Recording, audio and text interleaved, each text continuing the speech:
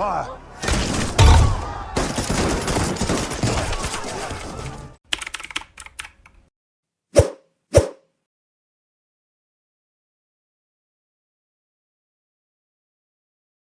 दिनांक 13 अप्रैल साल 1919।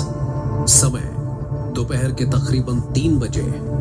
स्थान अमृतसर का स्वर्ण मंदिर। आज के दिन बैसाखी थी, पंजाब का सबसे मेन फेस्टिवल। हर तरफ खुशियां, बधाइयां और उल्लास का माहौल। बैसाखी की खुशी में पंजाब के लोग कुछ पल के लिए ब्रिटिश सरकार के तमाम अत्याचार को भूल चुके थे। सुबह से ही अमृतसर के गुरुद्वारे में लोग अपने लोगों के लिए दुआएं मांग रहे थे। अमृतसर के गुरुद्वारे से निकलने के बाद सबके कदम धीरे धीरे जलियांवाला बाग की ओर बढ़ते जा रहे थे। जैसे जैसे दिन का सूरज चढ़ता जा रहा था, जलियांवाला बाग में लोगों की भीड़ भी बढ़ती जा रही थी। दूर दूर से लोग यहाँ पहुंच रहे थे और ब्रिटिश सरकार के काले कानून के विरुद्ध बिगुल फूंकने के जोश में थे। लेकिन इसी अमृतसर शहर में एक ऐसा खूंखार जनरल बैठा हुआ था जो कि आज सुबह से ही जलियांवाला बाग पर अपनी नजरें गड़ाए बैठा था। जैसे ही जलियांवाला बाग में लोगों की भीड़ लगनी शुरू हुई, तुरंत जनरल डायर के मुखबिर ने उस तक खबर पहुंचा दी। हिंदुस्तानियों को सबक सिखाने की आग में जल रहे जनरल डायर को जैसे ही जलियांवाला बाग में भीड़ के इकट्ठा होने की खबर मिली, उसने तुरंत अपने सिपाहियों को तैयार करना शुरू कर दिया।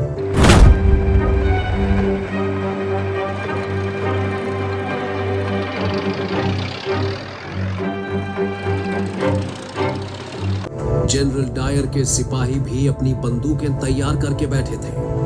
अब उन्हें बस जनरल डायर के इशारे का इंतजार था। डायर के एक इशारे पर वो किसी को भी मौत के घाट उतारने के लिए तैयार थे। जनरल डायर ने अपने सिपाहियों की टुकड़ी को जलियांवाला बाग ले जाने के लिए तैयार कर लिया था और फिर सिपाहियों की टुकड़ी धीरे धीरे जलियांवाला बाग की ओर चलने लगी। जनरल डायर अपनी खुली गाड़ी में बैठा, उसके पीछे पीछे सिपाहियों की भीड़ कदम ताल करते हुए आगे बढ़ने लगी। यूं तो पूरे अमृतसर में धारा 144 यानी कि कर्फ्यू लागू हुआ था, लेकिन बंदूक से लैस इतने सारे सिपाहियों के एक साथ कदम ताल की आवाज सुनकर हर कोई सहम उठता था। जिस सड़क और जिस गली से जनरल डायर अपनी फौज लेकर निकलता, वो गली, वो सड़क उसके खौफ से थर्रा उठती। शाम के लगभग 5:15 पर जनरल डायर अपनी फौज लेकर जलियांवाला बाग पहुंच गया था। इस बाग में पहुंचने के लिए सिर्फ एक ही सकरी गली थी, जिसमें जनरल डायर की गाड़ी भी नहीं जा सकती थी। ऐसे में उसे गली के बाहर ही गाड़ी से उतरना पड़ा। जलियांवाला बाग में कांग्रेस नेता कन्हैया लाल भाटिया भीड़ को संबोधित कर रहे थे। जनसभा अपने पूरे जोर पर थी। हजारों की भीड़ बड़े उत्साह से अपने नेता कन्हैया लाल भाटिया की बात सुन रही थी। तभी बाग के भीतर आने वाली एकमात्र सकरी गली में सैनिकों के पैदल मार्च की तेज आवाज गूंजने लगी और इस जनसभा में पीछे की तरफ बैठे कुछ लोग गली की तरफ मुड़कर देखने लगे। कुछ ही पलों में सैनिकों के पैदल मार्च की आवाज यहाँ पर भाषण दे रहे कांग्रेस नेता कन्हैया लाल भाटिया के कान में भी पहुंची और फिर उनके लफ्ज जुबान पर ही रुक गए। जनरल डायर अपनी ठीक बगल में खड़े कांस्टेबल हरनाम सिंह की ओर देखकर गुस्से में दांत पीसते हुए बोल उठा, शॉट देम ऑल। हुजूर, मैंने कहा गोली मार दो इन सबको, कोई बचना नहीं चाहिए। जी हुजूर। सिपाहियों, बाग को घेर लो। ब्रिटिश इंडियन आर्मी के तकरीबन 150 पुलिस वाले बंदूक ताने खड़े हो चुके थे और उनके ठीक पीछे लाल आंखें लिए हुए जनरल डायर। पैरों में घुटने तक चमड़े के बूट, सिर पर खाकी रंग की गोल टोपी और हाथों में पॉलिश चढ़ा हुआ डंडा। जनरल डायर ने पूरे मैदान में मौजूद भीड़ को घूर कर देखा और फिर गुस्से से दहाड़ते हुए बोल उठा, टेक पोजीशन। उसके इतना कहते ही तकरीबन 150 पुलिस वाले अपने घुटनों के बल बैठ गए। और उन सभी ने भीड़ की तरफ बंदूक की नाल करते हुए पोजीशन ले ली। गन लो, फायर।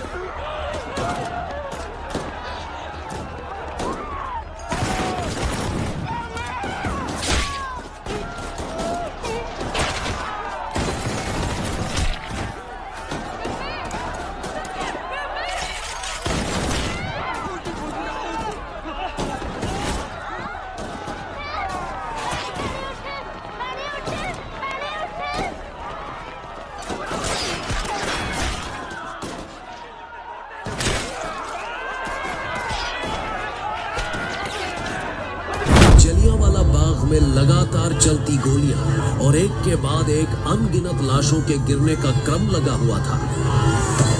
चारों ओर जान बचाने की जद्दोजहद, चीख पुकार और भगदड़ मची हुई थी। जिसे जो रास्ता मिल रहा था वो वहां से अपनी जान बचाने की कोशिश में लगा हुआ था। लेकिन जनरल डायर के गोली चलाने के फरमान के आगे यहां सब बेबस नजर आ रहे थे।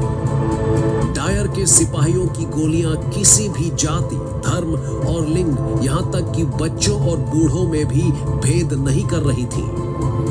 जिस किसी के शरीर से ये गोलियां निकलती वो एक झटके में जमीन पर लाश के ढेर में तब्दील हुआ जा रहा था। जलियांवाला बाग में जनरल डायर के 150 सिपाही लगातार तब तक गोलियां बरसाते रहे जब तक वहां पर उन्हें एक भी सिर उठा हुआ नजर आता रहा। जान बचाने के लिए लोग बाग के भीतर बने कुएं में कूदने लगे। माएं अपने बच्चों को बचाने के लिए खुद ही उन्हें उस कुएं में फेंकने लगी। लेकिन आज बेकसूर हिंदुस्तानियों को बचाने के लिए वो कुआं भी छोटा पड़ गया था। जलियांवाला बाग अब शांत हो चुका था। अब तक मची भगदड़ और तेज चीख पुकार हल्की सिसकियों और कराह में बदल चुकी थी और इसी के साथ गोलियों की आवाज भी थम चुकी थी। जलियांवाला बाग में बिल्कुल सन्नाटा पसरा हुआ था। जहां अभी थोड़ी देर पहले हजारों की भीड़ थी, शोरगुल सुनाई दे रहा था, वो अब बिल्कुल शांत हो चुका था।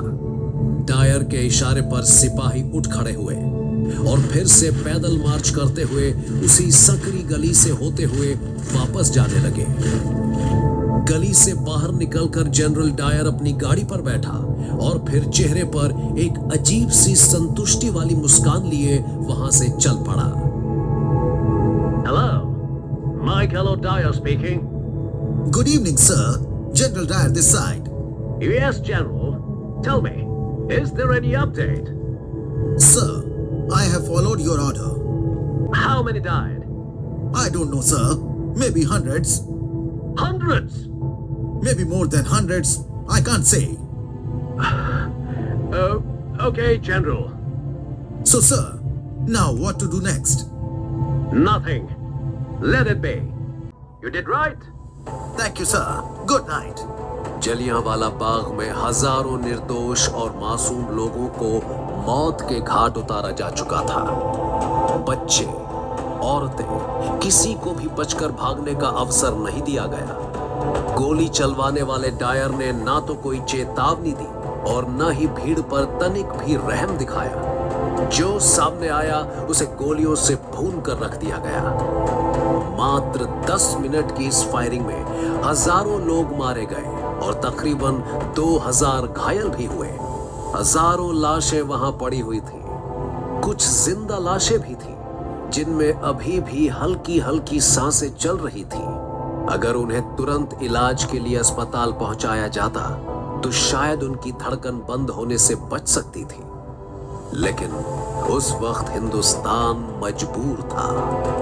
वो ब्रिटिश सरकार के शिकंजे में फंसा हुआ इतना मजबूर था कि अपने ही लोगों को अपनी आंखों से तड़पता हुआ देखता रहा, लेकिन किसी को बचा न सका। इस हत्याकांड में न जाने कितने परिवार पूरे के पूरे खत्म हो गए।